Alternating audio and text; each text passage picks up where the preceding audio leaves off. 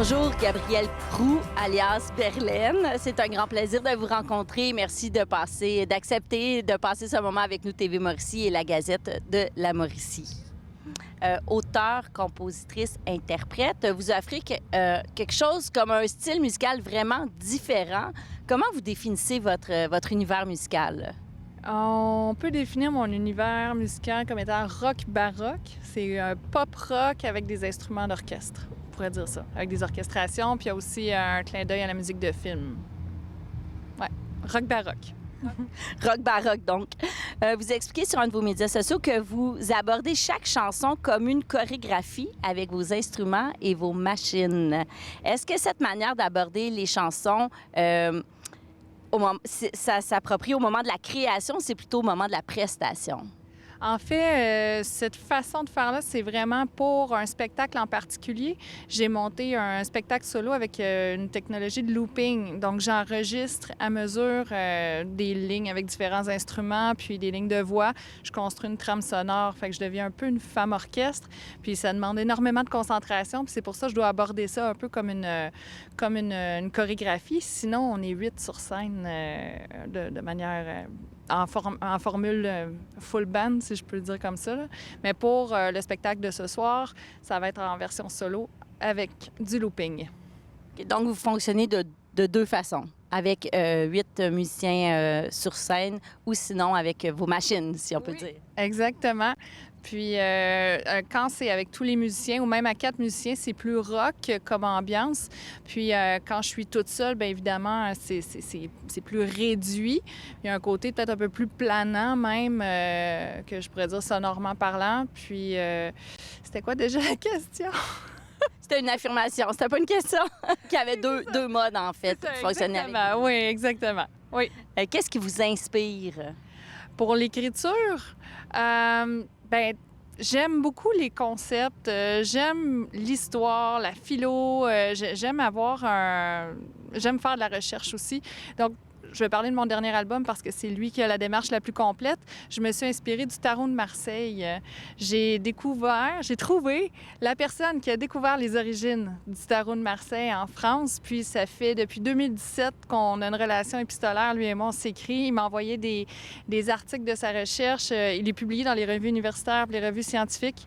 Puis il m'a expliqué comme il faut ce que chaque carte voulait dire. Lui, il a découvert que ça a été créé au 15e siècle par un philosophe qui a traduit les écrits de Platon. Fait qu'il y a des symboles philosophiques là-dedans, puis un peu du christianisme, parce que fallait pas trop déroger de la pensée officielle à l'époque. Là, on est du temps de la Renaissance. Puis voilà. C'est ça. Fait que je me suis inspirée des arcanes majeures du Tarot de Marseille pour faire mon dernier album. Et outre le tarot, qu'est-ce qui peut vous inspirer? Qui ou qu'est-ce qui peut m'inspirer? Ça peut être différentes situations que j'ai vécues. Ça peut être... Je vais toujours avoir un thème central pour chacun des opus que je vais faire. L'autre d'avant, c'était Corset de chair. C'était le cycle de la vie. J'avais vécu des événements très importants, dont la mort d'une cousine. J'ai donné naissance aussi à un enfant. Puis finalement, je me suis mise à écrire sur différents sujets. J'en ai même fait sur l'anxiété. Fait que finalement, tout ce qui va me toucher ou sinon, je vais entrer dans un concept qui m'allume. Verlaine, pourquoi avoir choisi un pseudonyme? Pourquoi avoir choisi Verlaine? Verlaine, initialement, c'était le nom de mon groupe indie rock. On chantait en anglais, puis on appelait ça Verlaine. Et les gens pensaient que c'était moi qui s'appelais comme ça. Fait que tout le monde m'appelait comme ça après les spectacles. Puis en 2010, le groupe s'est dissous. Puis les gars ont accepté de me laisser le nom le jour où j'ai voulu prendre un pseudonyme. Puis j'ai repris un nom d'artiste parce que je sentais le besoin après avoir donné naissance à mon fils, j'avais besoin d'une bulle où je pouvais être ce que je voulais. Fait que j'ai construit un alter ego avec Verlaine, puis je me suis un peu réfugiée là-dedans. Ça me sortait de la charge mentale qui arrête jamais quand t'as un bébé. Fait que même si c'était 1 heure par jour, ben j'avais cette bulle-là qui m'appartenait, puis Verlaine, elle avait le droit de tout faire. Fait que ça m'a aidée à pas m'émanciper, mais à me reconnecter à mon art sans me sentir coupable. Je pourrais dire ça comme ça. Quelle pièce de votre répertoire les gens devraient écouter pour vous découvrir une première fois? Oh, ça, c'est une bonne question. Ça dépend. C'est les gens qui aiment le grandiose, avec beaucoup d'instruments d'orchestre. La cinquième essence, c'en est une bonne. Ah ben, elles sont toutes bonnes. Quelqu'un qui aime la musique plus pop, sans écho, je sais qu'elle est vraiment très appréciée aussi. Immoler les ombres, qui est sur le premier opus que j'ai sorti, premier EP que j'ai sorti. Je sais que les gens l'apprécient beaucoup aussi. Il y a un côté épique aussi. C'est très varié, mais on dirait l'orchestration, ma voix, il y a un fil conducteur pareil. On reconnaît un peu aussi mon type d'harmonie ou mon style de mélodie. Mais chaque chanson a vraiment sa propre nature. Fait que c'est dur pour moi de répondre à cette question-là. C'est quand même bien.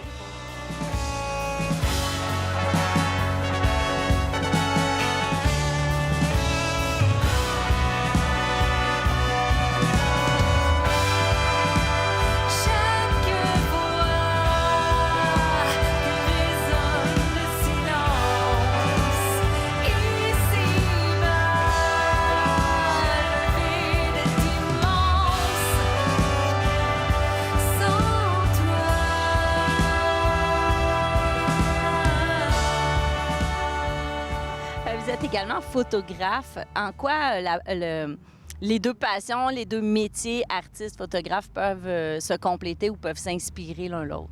La photographie, c'est quelque chose qui est apparu dans ma vie et que je n'aurais jamais pensé faire. Étant autoproductrice, je payais des photoshoots, puis à un moment donné, j'avais besoin de photos, puis je manquais le budget, fait que j'ai appris à faire de la photo. Je me suis équipée. J'ai appris à faire des autoportraits artistiques. Puis de fil en aiguille, les gens me demandaient qui a pris tes photos. Puis c'est là que j'ai expliqué, c'est moi qui les ai fait, qui les ai faites avec les moyens du bord. Puis finalement, je me suis retrouvée à photographier d'autres artistes pour des pochettes, même les salons de coiffure. Je me suis mise à avoir des contrats que j'aurais jamais pensé avoir. Fait que la photo s'est mise à prendre un peu plus de place dans ma vie, comme ça. Vous êtes de la Mauricie. Oui. Pouvez-vous nous partager quelques coups de cœur musicaux de la Mauricie? J'aime beaucoup Cosmophone, Perséide. J'aime aussi, j'en ai parlé dernièrement, quand j'ai envie de quelque chose de plus trad, les Frères Lemay. Ça, c'est un joyau qu'on a dans notre région aussi. Il y a plein de talents, pour vrai, sincèrement. C'est pas mal ceux-là que j'ai en tête pour l'instant. Quelle origine a le spectacle que vous allez présenter ce soir au Festival? Mon spectacle solo, en fait, c'est mon projet de pandémie. J'avais fait une vidéo avec une de mes chansons, puis il y a eu une certaine viralité autour de ça. Puis le Conseil des Arlettes m'avait octroyé une bourse pour monter ce spectacle-là que j'ai présenté à l'amphithéâtre extérieur de Saint-Mathieu-du-Parc. Puis le projet a été finaliste au prix Art Excellence de Culture Mauricie. Fait que je suis vraiment contente de ressortir mes machines puis pouvoir présenter ça ce soir. À quoi les gens peuvent s'attendre à votre prestation qui va avoir lieu au festival ou que dans vos spectacles en général, à quoi les gens peuvent s'attendre comme spectacle, comme prestation? Ce soir, les gens peuvent s'attendre à entrer, même dans tous mes spectacles, les gens vont entrer dans un univers. J'espère, en tout cas, mon souhait, c'est de les amener à oublier le quotidien puis de juste plonger dans mon univers puis que mes chansons résonnent. Parce que quand on lance nos chansons, les gens l'interprètent tous selon leur propre expérience. Fait que j'espère que ça va connecter à eux. Puis ils peuvent s'attendre à du grandiose. C'est pas votre première participation au festival. Quel lien entretenez-vous avec ce festival d'ici?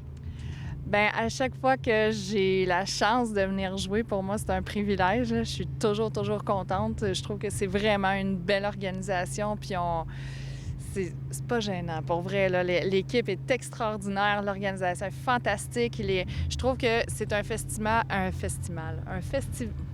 Je trouve que c'est un festival qui met vraiment en valeur l'histoire de Trois-Rivières, puis les bâtiments qu'on a, les zones qu'on a. Je trouve que ça met en valeur aussi la culture qu'on a, parce qu'autant il y a des gros noms qu'il y a beaucoup d'artistes locaux, puis à chaque année, c'est varié. Fait que je suis toujours contente. Puis j'ai beaucoup de respect et d'affection pour le festival. Et quels projets sont à venir dans l'année qui suit pour Verlaine? Un beau projet. Je pars en résidence de création au Château d'Orquevaux en France. Oui, je suis vraiment contente. J'ai envoyé mon dossier puis j'ai été sélectionnée là. Je vais aller écrire probablement Arcade Major volume 2 pour terminer le projet de tarot. Sinon, j'ai un autre projet aussi là, que j'en parle pas tout de suite, mais j'ai un autre projet d'album que j'ai commencé. Fait que je vais voir lequel des deux que je vais écrire là-bas. Les gens veulent en savoir plus sur vous, veulent vous suivre, veulent vous découvrir. Sur quelle plateforme êtes-vous présente? Je suis surtout présente sur Facebook, Instagram, YouTube, un peu TikTok. Sinon, vous pouvez aller voir mon site web qui est le www.verlaine.net. Verlaine, merci. Merci.